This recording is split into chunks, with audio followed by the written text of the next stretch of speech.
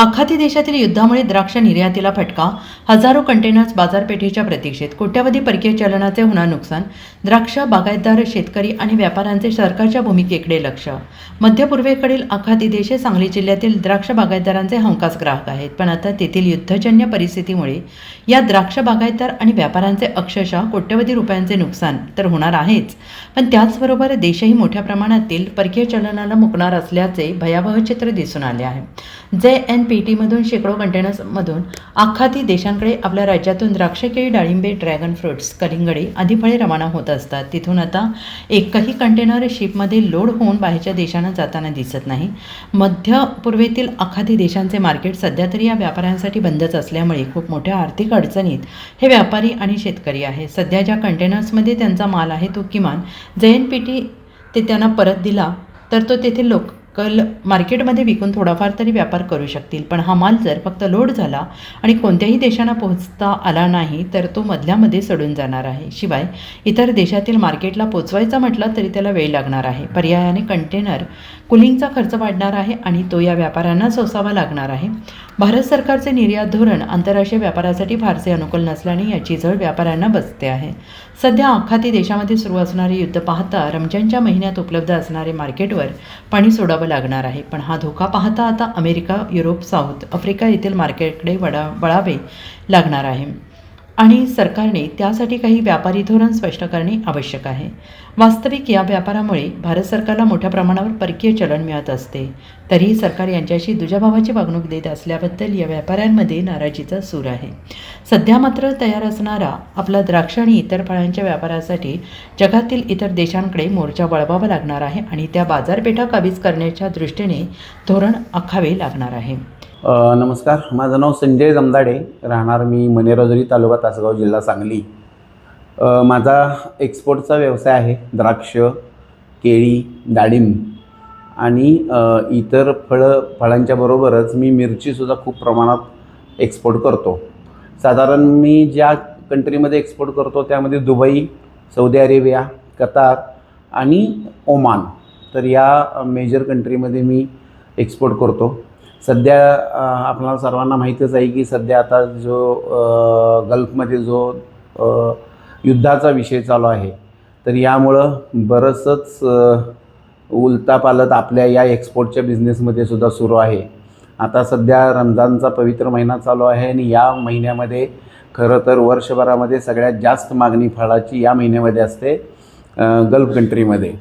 तर आखाती देशामध्ये असणाऱ्या या मागणीनुसार आम्ही एक्सपोर्टचं वर्षभराचं प्लॅनिंग करतो.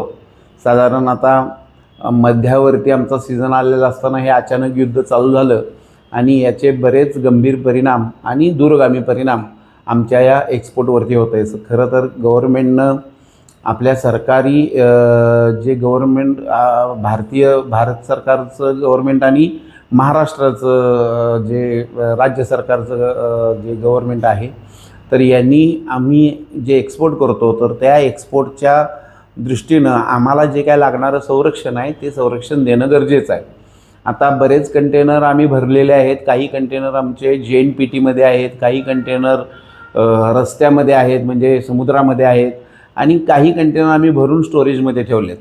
आता ही जर परिस्थिती लवकर नाही संपली तर तुम्हाला माहीत आहे हे नाशिवंत माल आहे. केळी असू दे, द्राक्ष असू दे किंवा डाळिंब असू दे, तर या गोष्टी आहेत ह्या खूप नाशवंत आहे आणि मिरची तर त्याच्यापेक्षा जास्त नाशवंत आहे. आज परिस्थिती अशी आहे की असणारे कंटेनर लोड होत नाहीत, लोड होणारे कंटेनर पुढे जात नाहीत आणि पुढे गेलेले कंटेनरना पण अजून त्या वेसलना जे जहाज आहेत त्या जहाजांना तुम्ही पुढे जावा, पॉज करा का रिटर्न या, यातलं काहीही सांगितलं जात नाही. आज आता एक बातमी आम्हाला नोटिफिकेशन आलं आहे की जे केळीचे कंटेनर भरून इराणला गेले होते बंदर अब्बास पोर्टला, तर त्या वेसलला परत बोलवलं आहे नावाशिवाला. म्हणजे नावाशिवामधून भरून गेले आणि परत आता नावाशिवालाच परत येणार आहेत. हे ट्रान्झिट पण वाढणार आहे आणि महत्त्वाचं म्हणजे त्यांनी नोटिफिकेशनमध्ये देताना असं सांगितलेलं आहे की या काळामध्ये ह्या युद्धजन्य परिस्थितीमध्ये तुमचा जो पाठवलेला माल आहे तो तिथे बंदर अब्बासला न पोचता तो परत नावाशिवाला मागवला आहे आणि या दरम्यान जर तुमच्या मालाला काही प्रॉब्लेम झाला याचं रेफ्रिजरेशन सिस्टीम बंद पडली तर त्याला आमची कंपनी जबाबदार नाही, म्हणून अगोदरच यांनी नोटिफिकेशनमध्ये जाहीर केलं आहे. आत्ता आपल्याला जी आता युद्धजन्य परिस्थिती इराण आणि इस्रायलची चालू झालेली आहे गेल्या 2 दिवसात, याच्यामुळं जी Dubai, Saudi Arabia, Oman, Bahrain ह्या अशा देशात आपला मध्य पूर्व राज्यातनी जी मिडल ईस्टमध्ये निर्यात होत होती द्राक्ष, तर ती निर्यात आता पूर्णपणे ठप्प झालेली आहे. सर्वसाधारणपणे आता इथून जो माल मुंबई पोर्टवर कंटेनर जवळजवळ 300 ते 325 कंटेनर अडकून पडलेले आहेत आणि वाहतुकीत म्हणजे समुद्रात जवळजवळ तिथं पण एक 300 ते 400 कंटेनर अडकलेले आहेत. आणि काय इथं आता स्टोरेजवर सुद्धा बरेच कंटेनर स्टोरेजमध्ये प्रिक्युलिंग चालू आहे आणि आता स्टोरेजमध्ये पण जवळजवळ 200 कंटेनर स्टॉक असा पडून आहे, तो आता स्टोरेजमधनं कंटेनरमध्ये भरला जाईल का नाही ही शंका आहे.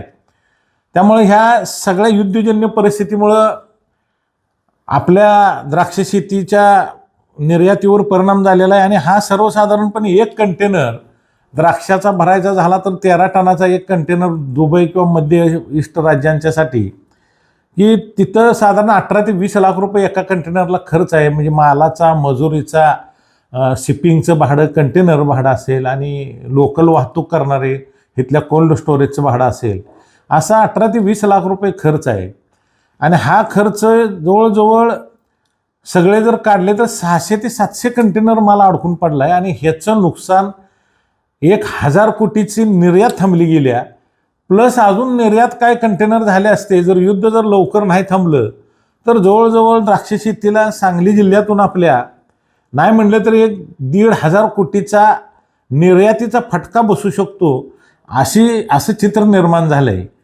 परंतु हे चित्र जर लवकरच आंतरराष्ट्रीय लेवलला जर लवकर थांबवलं ही युद्धजन्य परिस्थिती, तर सगळ्यांचाच ह्यात फायदा होईल आणि शेतमालाची निर्यात पूर्ववत होईल. ह्यात आता बऱ्यापैकी bureau report SBN Marathi, Sangli.